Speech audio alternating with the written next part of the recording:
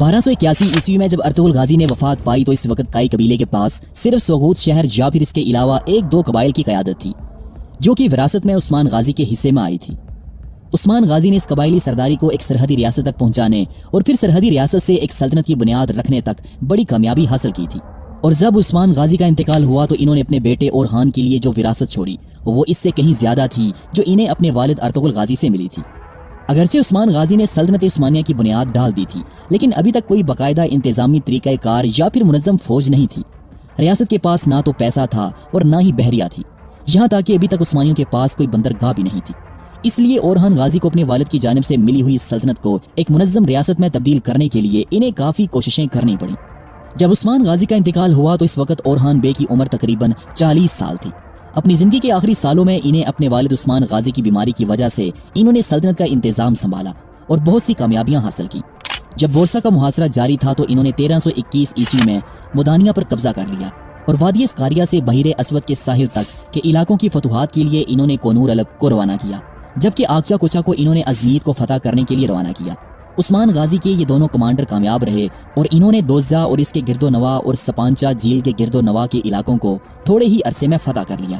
اسی دوران عبد الرحمن غازی نے یالوا کو بھی فتح کر لیا۔ جب عثمان غازی کا انتقال ہوا تو ان کے 2 بیٹے تھے جو کہ ان کے بعد تخت کے امیدوار تھے۔ عثمان غازی کا بڑا بیٹا علاؤ الدین اور دوسرا چھوٹا بیٹا اورحان تھا۔ اورحان غازی نے سب سے پہلے اپنے بڑے بھائی علاؤ الدین کو سلطنت کی تقسیم کی تجویز پیش کی، لیکن علاؤ الدین نے یہ پیشکش قبول نہیں کی۔ علاؤ الدین نے باپ کی وصیت نیز اپنی سکون پسند طبیعت کی بنا پر اس کو نامنظور کیا اور اورحان کے اصرار پر صرف انتظامی مملکت کی ذمہ داری قبول کی، یعنی کہ تخت سلطنت سے کنارہ کش ہونے کے باوجود سلطنت کا بار اٹھانا قبول کیا اور وہ سلطنت عثمانیہ کے پہلے وزیر کی حیثیت سے سامنے آئے۔ علاؤ الدین نے 3 چیزوں پر خاص طور پر توجہ دی: سکہ، لباس اور فوج۔ اگرچہ سلطان علاؤ الدین سلجوقی نے عثمان غازی کو خطبے کے علاوہ اپنے نام کے سکے جاری کرنے کی بھی اجازت دے دی تھی، تاہم عثمان غازی نے صرف خطبے پر ہی کنات کیا اور اپنا سکہ جاری نہیں کیا تھا۔ اورحان کی تخت نشینی کے وقت تمام ایشیائے کوچک میں صرف سلجوقی سکے رائج تھے۔ اب علاؤ الدین نے بادشاہت کے اس امتیاز کو بھی اختیار کیا اور اسلامی مملکت میں اورحان کے نام کے سکے جاری کیے۔ علاؤ الدین نے عوام کے مختلف طبقوں کے لیے مختلف قسم کے لباس تجویز کر کے ان کے متعلق قوانین نافذ کیے۔ شہری اور دیہاتی، مسلم اور غیر مسلم، ہر طبقے کا لباس الگ الگ مقرر کیا۔ لیکن علاؤ الدین کا سب سے بڑا کارنامہ وہ فوجی اصلاحات ہیں جن سے سلطنت عثمانیہ کی طاقت اچانک بڑھ گئی اور جو 300 برس تک اس کی حیرت انگیز فتوحات کی ضامن رہی۔ وہ عظیم کارنامہ سلطنت عثمانیہ کے لیے باقاعدہ فوج کا قیام تھا جو ینیچی فوج کے نام سے مشہور ہوئی اور جس کی دہشت اور بہادری کے بلبوتے پر عثمانیوں نے 300 برس تک یورپ میں قدم جمائے رکھے۔ فوجی طاقت حاصل کرنے کے بعد اب اورحان غازی نے فتوحات کی جانب توجہ دی۔ انہوں نے 6 اپریل 1326 کو بورسا شہر کی فتح کے بعد بورسا جیسے 2 اہم مقامات ازنیک اور ازمید کی طرف توجہ دی۔ اس وقت ازنیک ایک صنعتی شہر تھا جو کہ بورسا سے بھی بڑا تھا، جبکہ ازمید ایک تجارتی بندرگاہ تھی۔ اگر اورحان غازی ان 2 شہروں کو فتح کر لیتے تو عثمانیوں کے پاس اہم ترین شہر ہوتے اور رومی بحر مارمرا میں اپنے مضبوط قدموں سے محروم ہو جاتے۔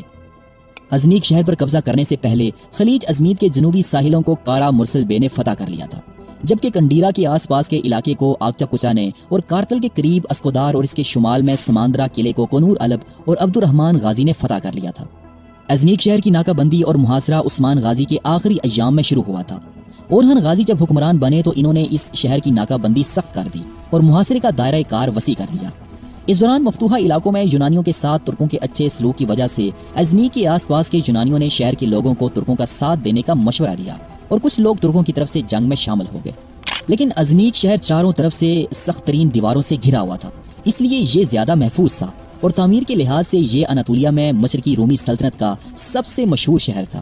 اس کے علاوہ یہ شہر آرتھوڈاکس کے مقدس مقامات میں سے بھی ایک تھا، جس نے اس مشرقی رومی سلطنت کے شہر کو بہت زیادہ اہمیت دے دی تھی۔ اناطولیہ میں حالات کی سنگینی کو دیکھ کر رومی شہنشاہ اینڈرونیکوس سوم نے اندرونی بغاوتوں کو ختم کرتے ہوئے فوج کی سربراہی کی اور 1329 میں وہ اپنی فوج کے ساتھ اناطولیہ کی طرف روانہ ہوا۔ اینڈرونیکوس اس امید پر قسطنطنیہ سے روانہ ہوا کہ وہ اورحان غازی کی فتوحات کو روک کر ازنیک شہر کو بچا لے گا۔ اس کے علاوہ اس کی خواہش تھی کہ وہ اورحان غازی کو شکست دے کر ترکوں سے اناطولیہ میں اپنے کھوئے ہوئے علاقوں کو واپس حاصل کر لے گا۔ ادھر جب اورحان غازی کو یہ خبر ملی کہ رومی شہنشاہ خود اپنی فوج کے ساتھ اناطولیہ میں اورحان سے جنگ کے لیے پیش قدمی کر رہا ہے، تو انہوں نے ازنیک شہر کا محاصرہ اپنے بیٹے شہزادے سلیمان کے حوالے کر کے خود رومی فوج سے جنگ کرنے کے لیے وہ اپنے لشکر کے ساتھ ازمیر چلے گئے۔ دیری اسنا رومی شہنشاہ نے گیبزے اور ایسکی اثر شہر کے درمیان اپنی فوج کے ساتھ پڑاؤ ڈالا اور وہاں ترک فوج سے لڑنے کا اس نے فیصلہ کیا۔ وہ مقام جہاں میدان جنگ کا انتخاب کیا گیا تھا وہ رومی فوج کے لیے بہترین میدان تھا۔ 10 جون کی صبح کو جب آگ برساتا سورج طلوع ہوا تو دونوں فوجیں آمنے سامنے کھڑی تھیں۔ اینڈرونیکوس نے اپنی فوج کی کمان خود سنبھالی۔ اس نے اپنے دائیں اور بائیں جانب پہاڑوں کے اوپر اپنے بہترین تیر انداز کو بٹھایا، جبکہ اس کے عقب میں بحیرہ مرمرا کا سمندر تھا۔ اینڈرونیکوس کا منصوبہ یہ تھا کہ وہ عثمانیوں کو میدان جنگ کی طرف کھینچ کر وہاں ان کا مقابلہ کرے گا، جبکہ دوسری جانب اورہان غازی پہاڑی سے میدان جنگ کا نظارہ کر رہے تھے اور رومی فوج کو اس ناہموار علاقے کی طرف متوجہ کرنے اور اپنے گھڑسوار دستوں کے ساتھ گھات لگانے کا منصوبہ بنا رہے تھے۔ اور اس منصوبے کے مطابق اورہان غازی نے ابتدا میں اپنے 300 افراد پر مشتمل گھڑسواروں کا ایک دستہ میدان جنگ میں اتارا۔ اس دستے نے رومی فوج پر تیر برسائے اور وہ واپس پیچھے ہٹنے لگا۔ یہ دراصل ایک جنگی چال تھی کہ دشمن اس دستے کا پیچھا کرتے ہوئے اورہان غازی کے من پسند کے میدان میں آئے جہاں پر گھات لگا کر اس پر حملہ کیا جا سکے، لیکن رومی شہنشاہ اینڈرونیکوس نے یہ جلد محسوس کر لیا کہ یہ ایک جال ہے، لہٰذا اس نے اپنے سپاہیوں کو اپنی جگہ پر قائم رہنے کا حکم دیا اور اس نے جواباً عثمان غازی کے گھڑسواروں پر تیر برسائے۔ اورہان غازی کے گھڑسوار دستے نے ایک بار پھر رومی فوج پر تیر برسائے۔ اس نے یہ حملہ کئی بار دہرایا جس سے شہنشاہ کے صبر کا پیمانہ لبریز ہو گیا اور اس نے تیراندازوں کے دستے کو ختم کرنے کے لیے اپنے گھڑسواروں کو حملے کا حکم دیا۔ جب رومی فوج اپنے شہنشاہ کے زیر کمان میدان جنگ میں اتری تو اورخان غازی کا یہ ہرول دستہ واپس اپنے لشکر کی جانب پسپا ہو گیا۔ اورخان غازی نے تازہ دم گھڑسوار دستے میدان جنگ میں اتارے اور یوں جنگ شروع ہو گئی۔ اورخان غازی کی فوج تیراندازی کی وجہ سے جلد رومی فوج پر غالب آ گئی۔ شہنشاہ نے جب یہ صورتحال دیکھی تو اس نے اپنے گھڑسواروں کے ساتھ پیچھے ہٹنا شروع کر دیا، لیکن عثمانی گھڑسواروں کا حملہ اس قدر تیز اور شدید تھا کہ اس افراتفری کے دوران شہنشاہ ایک تیر لگنے کی وجہ سے اس کی ٹانگ شدید زخمی ہو گئی اور جلد رومی ہیڈ کوارٹر میں یہ خبر مشہور ہو گئی کہ شہنشاہ کی موت ہو گئی ہے۔ اس خبر نے رومی فوج میں شدید انتشار پیدا کر دیا، جس پر اورخان غازی نے اپنی پوری فوج کے ساتھ میدان جنگ میں اترنے کا ارادہ کیا۔ رومی شہنشاہ اپنی فوج میں پھیلی ہوئی اس افراتفری کو روک نہ سکا اور وہ خود اپنے چند خاص آدمیوں کے ساتھ میدان جنگ سے بھاگ کر کشتی میں سوار ہو گیا، جبکہ فوج کا کچھ ہی حصہ جہازوں میں سوار ہو کر قسطنطنیہ کی طرف روانہ ہوا۔ لیکن باقی رومی فوج اتنی خوش قسمت نہیں تھی کہ وہ جان بچا کر کشتیوں میں سوار ہو سکیں اور زندہ واپس قسطنطنیہ پہنچ سکیں۔ رومی فوج کا کچھ حصہ اورخان غازی کے سپاہیوں کے ہاتھوں مارا گیا، باقی کے سپاہی اورخان کی فوج کے ہاتھوں جنگی قیدی بنے، جبکہ فوج کا ایک حصہ دریا میں ڈوب کر ہلاک ہو گیا۔ یوں اورخان غازی کی رومی سلطنت کے ساتھ ہونے والی اس پہلی جنگ میں اورخان غازی کو شاندار فتح حاصل ہوئی، جبکہ رومی شہنشاہ اینڈرونیکوس سوم بڑی مشکل سے زندہ جان بچا کر قسطنطنیہ واپس پہنچ سکا۔ اس فتح کے بعد اورخان غازی اپنی فوج کے ساتھ ازنیک شہر کے محاصرے پر واپس پہنچ آئے۔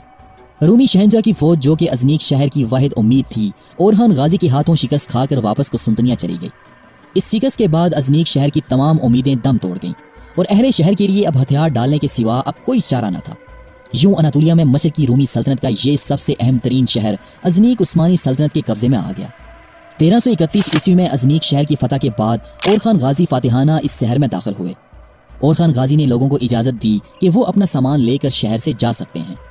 اس فتح کی شام تک ازنیک شہر کی گلیوں میں اورخان غازی کے حکم پر ترک سپاہیوں نے یہ اعلان جاری کیے کہ تمہارا مال اور تمہاری جان ہمارے سپرد ہے، جو بھی ہم سے پہلے جہاں بھی رہا اور کام کرتا رہا اسے جاری رکھنا چاہیے، آپ لوگ اپنے مذہب پر آزادی کے ساتھ عمل کر سکتے ہیں۔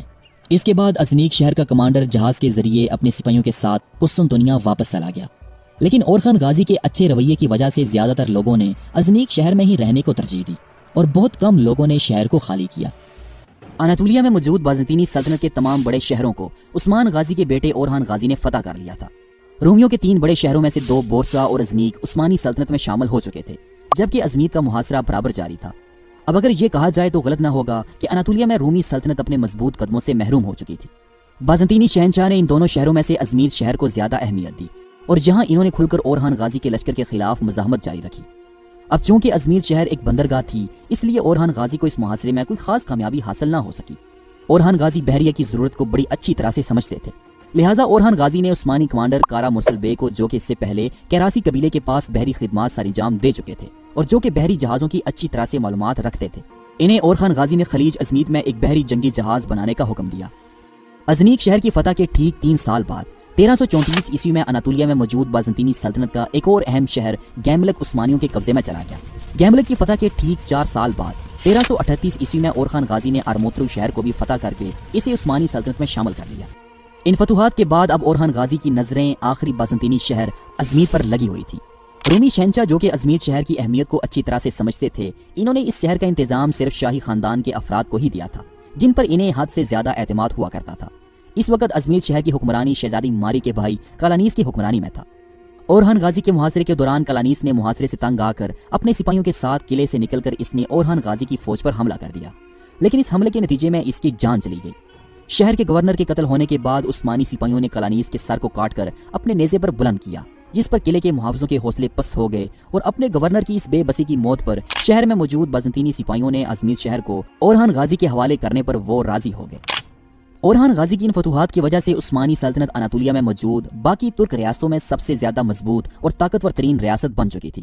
اورحان غازی کی بڑھتی ہوئی طاقت کو دیکھ کر ہمسائی عثمانی ترک ریاست کیراسی کے سردار اکلان بے نے اورحان غازی کی جانب دوستی کا ہاتھ بڑھایا۔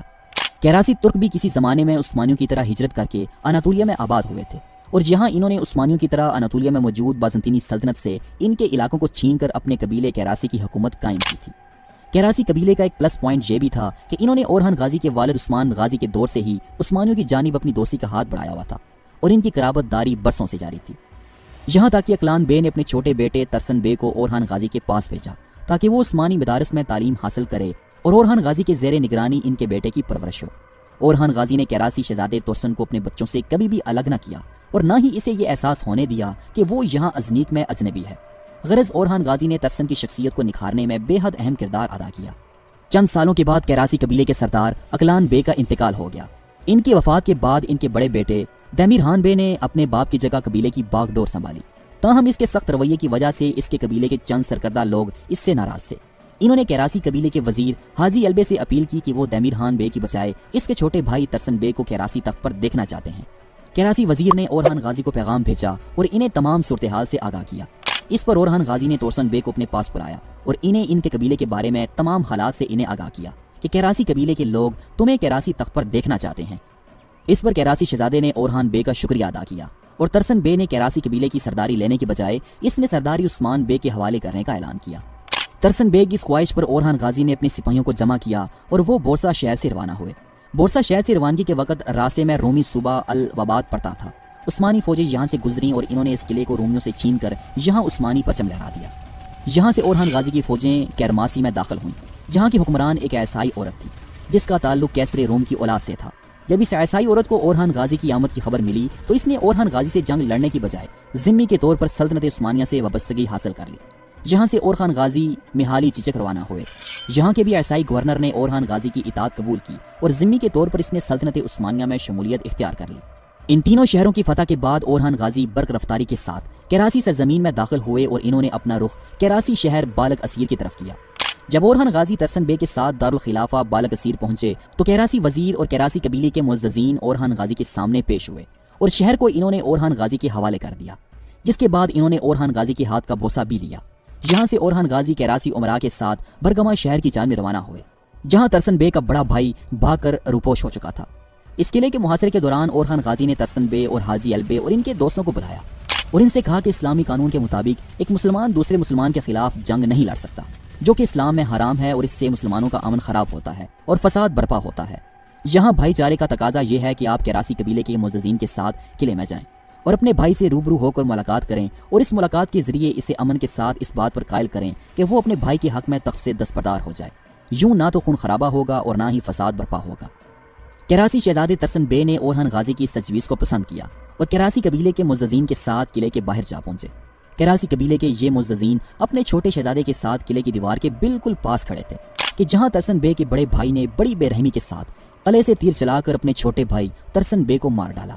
جب کیراسی قبیلے کے معززین نے اپنے پیارے اور شریف شہزادے کو یوں مرتے دیکھا تو وہ روتے ہوئے اورحان غازی کے خیمے کی طرف بھاگے۔ انہوں نے اورحان غازی کو تمام صورتحال سے آگاہ کیا۔ اورحان غازی اس معصوم نوجوان کے قتل پر انتہائی غم زدہ اور غصے میں تھے، کیونکہ انہوں نے اس شہزادے کی پرورش بچپن سے کی تھی اور انہی کی زیر نگرانی اس نے جوانی میں قدم رکھا تھا۔ اورحان غازی نے اس کا بچپن دیکھا ہوا تھا، اس لیے اورحان غازی سے رہا نہ گیا۔ انہوں نے برگما قلعے پر فوری طور پر قبضہ کرنے کا حکم دیا اور انہوں نے تمام کیراسی قبیلے کے شہروں میں اپنے قاصد بھیجے، جس میں یہ پیغام تھا کہ اب سے کیراسی قبیلہ مکمل طور پر عثمانی سلطان اورحان غازی کے زیر اہتمام ہوگا۔ ملک میں کام کرنے والے تمام لوگ اپنے اپنے عہدوں پر قائم رہیں گے، تاہم جو لوگ باغی دمیر خان کی پیروی کرتے ہیں ان کے خلاف سخت کارروائی ہوگی۔ اگر باغی زندہ رہنا چاہتے ہیں تو وہ سرکشی سے باز آ جائیں اور سلطان اورحان کی اطاعت کو قبول کر لیں۔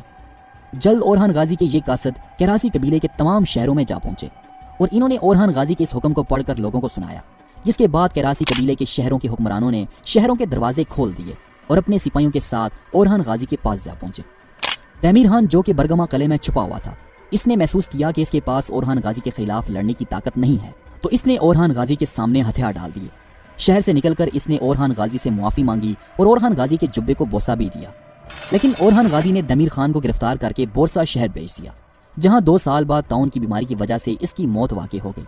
اس طرح بغیر کسی جنگ اور خون خرابے کے کراسی قبیلہ سلطنت عثمانیہ کی حاکمیت کے تحت آ گیا۔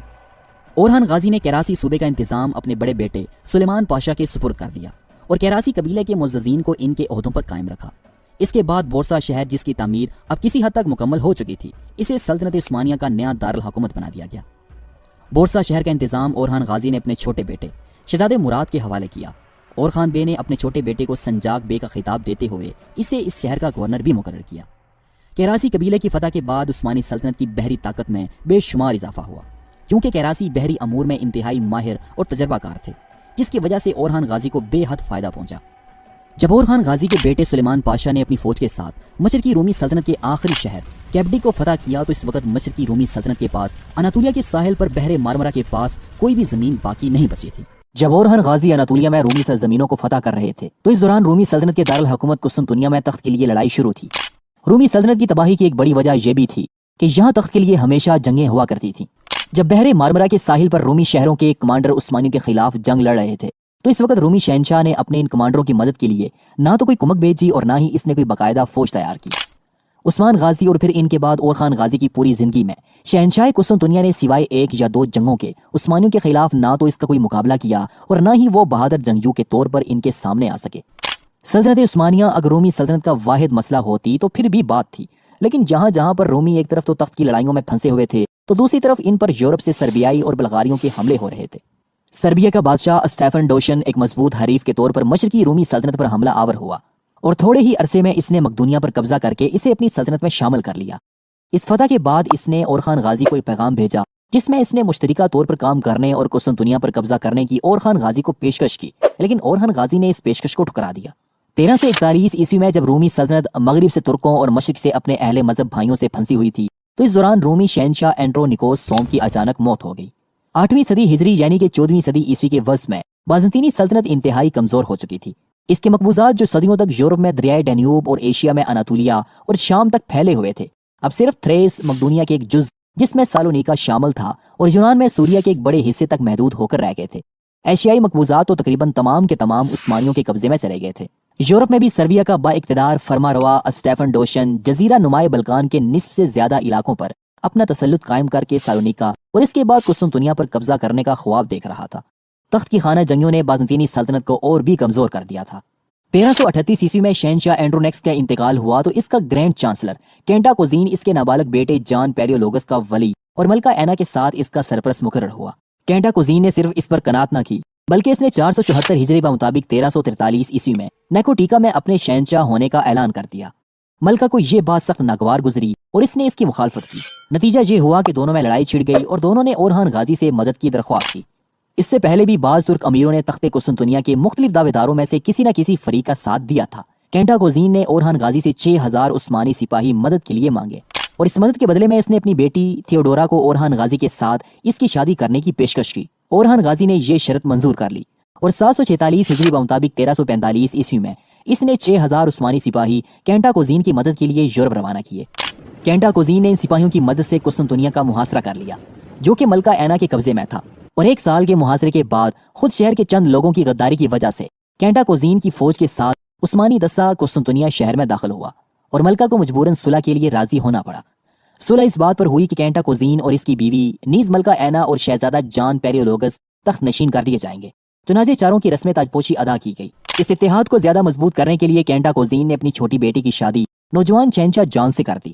اورخان کا نکاح بھی شہزادی تھیوڈورا سے کر دیا گیا۔ صلح کے بعد اورخان غازی کے 6000 سپاہی جو اس نے کینٹا کوزین کی مدد کے لیے بھیجے تھے وہ واپس آ گئے، لیکن چند ہی سال کے بعد ان کی ضرورت پھر یورپ میں پیش آئی، کیونکہ 750 ہجری کے مطابق 1349 عیسوی میں اسٹیفن ڈوشن شاہ سربیا نے سالونیکا پر حملہ کر دیا تھا۔ शहनशाह को यकीन था कि इसे फतह करने के बाद वो कुस्तुनतुनिया की तरफ बढ़ेगा। इस नाजुक मौके पर कैंटा कुजीन और जान पैलियोलोगस दोनों ने ओरहान गाजी से मदद की दरख्वास्त की। इस दफा ओरहान गाजी ने 20,000 सिपाही रवाना किए। उस्मानियों की मदद से सालोनिका में स्टेफन डोशन को शिकस्त हुई और कुस्तुनतुनिया की फतह का ख्वाब जो कि इसके दिल में बार बार पैदा होता था अब हमेशा के लिए खत्म हो गया। जंग के खात्मे पर उस्मानी सिपाही फिर वापस चले आए, मगर 4 साल के बाद ओरहान गाजी को अपनी फौजें अबनाए बॉस्फोरस के मगरबी साहिल पर भेजने का एक और कीमती मौका इसके हाथ आया, जो यूरोप में उस्मानियों के कदम जमने का सबब साबित हुआ दरअसल कुछ यूं के कैंटा कुजीन ताजो तख्त में जान पैलियोलोगस और मलका ऐना की शराकत दारी को ज्यादा दिनों तक बर्दाश्त न कर सका और इसने 754 हिजरी मुताबिक 1353 ईस्वी में हुकूमत के तमाम इख्तियारात अपने हाथ में ले लेने चाहे। जान ने इसकी शदीद मुखालफत की और खाना जंगी शुरू हो गई। कैंटा कुजीन ने हस्बे दस्तूर ओरहान गाजी से मदद की दरख्वास्त की और इसके मुआवजे में इसने यूरोपियन साहिल का एक किला पेश किया। ओरहान गाजी ने अपने बड़े बेटे सुलेमान पाशा की सरकर्दगी में 20,000 उस्मानी तुर्क सिपाही कैंटा कुजीन की मदद के लिए कुस्तुनतुनिया रवाना किए। उस्मानी फौजों की मदद से कैंटा कुजीन ने जान पैलियोलोगस को शिकस्त देकर कुस्तुनतुनिया के तख्त पर कब्जा कर लिया। सुलेमान पाशा ने हस्बे मुआहिदा ज़ैनब किले पर कब्जा करके इसमें उस्मानी दस्ता मुतय्यन कर दिया। इसके चंद ही दिनों बाद थ्रेस में एक जबरदस्त जल्जला आया जिससे बेशुमार शहरों के शहर तबाह बर्बाद हो गए। इन्हीं में गैलीपोली भी था, जो कि दरे दनियाल के मगरबी साहिल पर सबसे ज्यादा अहम और बेहतरीन किला था। ये ज़ैनब से थोड़े फासले पर वाक़ था। सुलेमान पाशा ने इसे ताईदी गैबी ख्याल किया और इसने गैलीपोली पर कब्जा कर लिया। किले में मुतय्यन यूनानी दस्ता उस्मानियों के यूं अचानक पहुंचने पर हैरान और परेशान था। इसने तुर्कों के खिलाफ कोई मज़ाहमत न की। इस दरमियान में कैंटा कुजीन ने सुलेमान पाशा से 10,000 दुकात के एवज ज़ैनब से कब्जा उठा लेने की ख्वाहिश की और सुलेमान पाशा ने इसे मंजूर भी कर लिया। मगर इस मामले की तकमील से कबल ही गैलीपोली का वाक़या पेश आ गया, जिसके बाद सुलेमान पाशा ने ज़ैनब की वापसी से भी इनकार कर दिया और गैलीपोली की शहर पनाह को दुरुस्त करके इसमें तुर्क फौज का एक मजबूत दस्ता इसने यहाँ मुतय्यन किया। इसके बाद इसने थ्रेस के चंद और मुकामात भी फतह कर लिए और बहुत से तुर्कों और अरबों को लाकर इसने इन शहरों में इन्हें आबाद कर दिया। गैलीपोली की फतह से तुर्कों की तारीख का एक नया और सुनहरी दौर शुरू होता है। 755 हिजरी मुताबिक 1354 ईस्वी में इन्होंने पहली बार फातेह की हैसियत से यूरोप में कदम रखा और मसीही यूरोप में एक अजीमुशान इस्लामी सल्तनत की बुनियाद डाली, जो 2 सदियों के अंदर गैलीपोली से वयाना की दीवारों तक फैल चुकी थी। इन वाक़यात से कैंटा कुजीन के खिलाफ कुस्तुनतुनिया में सख्त तरीन बगावत खड़ी हो गई। हर शख्स इस पर वतन से गद्दारी का इल्ज़ाम आयद करता था और इसी को तुर्कों के यूरोप में लाने का जिम्मेदार ठहराता था। आखिरकार राय आमा से मजबूर होकर इसको तख्तो ताज से दस्तबरदार होना पड़ा। कुस्तुनतुनिया के लोगों ने जान पैलियोलोगस को बुलाकर तख्त पर बिठाया। इसने 50 साल तक हुकूमत की, लेकिन इस तवील मुद्दत में बाज़ंतीनी सल्तनत की हालत आए रोज़ ख़राब होती चली गई और तुर्कों का तसल्लुत यूरोप में बढ़ता ही चला गया। रोमेलिया में सुलेमान पाशा ने अपनी फौजों के साथ फतूहात के सिलसिले को जारी रखा और इन्होंने किला शोरलू और डेमोटिका को फतह करके इसे उस्मानी सल्तनत में शामिल कर लिया। इस दौरान जहां तुर्क यूरोप में फतूहात का एक नया दौर शुरू कर रहे थे, तो इसी दौरान सर्बिया का शहनशाह स्टेफन डोशन तुर्कों को यूरोप से निकालने और कुस्तुनतुनिया पर कब्जा करने की तैयारियों में मसरूफ था। 1355 ईस्वी में स्टेफन डोशन जंगी तैयारियों में मसरूफ था और इसने किसी हद तक तुर्कों के खिलाफ एक बड़ी फौज जमा भी कर ली थी। लेकिन इन तैयारियों के दौरान ही स्टेफन डोशन का अचानक इंतकाल हो गया। सर्बिया के शहनशाह स्टेफन डोशन की मौत के साथ ही अजीम सर्बियन सल्तनत मुख्तलिफ छोटे छोटे हिस्सों में तकसीम हो गई और जो यूरोप में अपनी फतूहात को जारी रखने का ख्वाब उस्मानियों ने जारी रखा।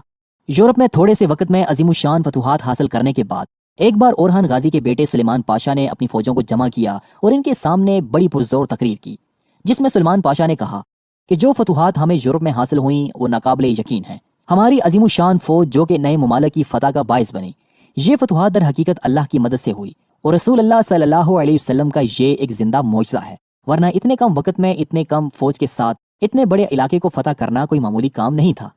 जो ईमान वाले हैं वो जिहाद पर निकलते हैं और कोशिश करने का रास्ता मुंतखब करते हैं। फिर इन्होंने अपने सिपाहियों को मुखातिब करते हुए कहा कि कभी भी जिहाद की ख्वाहिश को दिल से ना निकालना, दीन के दुश्मनों से हमेशा लड़ने के लिए हर वक्त तैयार रहना और काफिरों से जंग के दौरान मैदान जंग छोड़कर कभी भी ना भागना और इस दौरान सब्र और बर्दाश्त से काम लेना और अल्लाह की तरफ से हमेशा मदद तलब करना। ये अजीम उस्मानी शहजादा जिसने अपनी फौज के सामने एक ईमान अफरोज तकरीर की थी, कुछ ही अरसे के बाद यानी कि 759 हिजरी मुताबिक 1358 ईस्वी में शिकार खेलते हुए घोड़े से गिरा और जानवर ना हो सका और सुलेमान पाशा की मौत हो गई।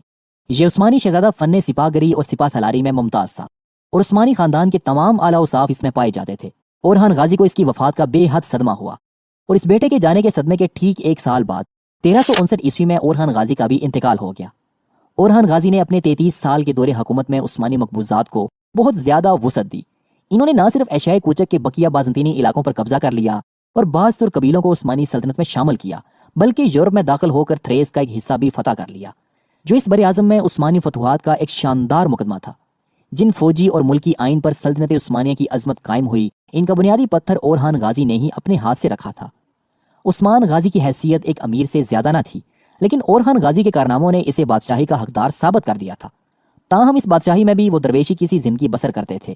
اس وصف میں وہ اپنے والد عثمان غازی ہی کی طرح تھے۔